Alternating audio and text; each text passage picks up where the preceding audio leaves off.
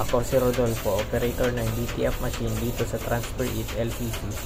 Ito ay ginamit ng 7 araw na may total na 69 meters.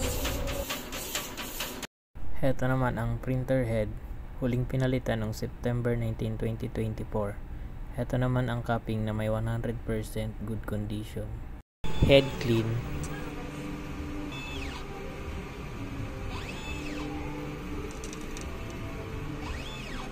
Punasan ang wiper pagkatapos mag-head clean.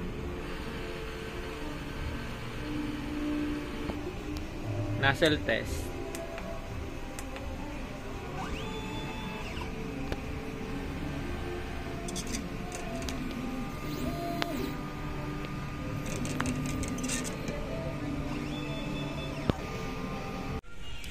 Ang ink system label namin ay tama lang.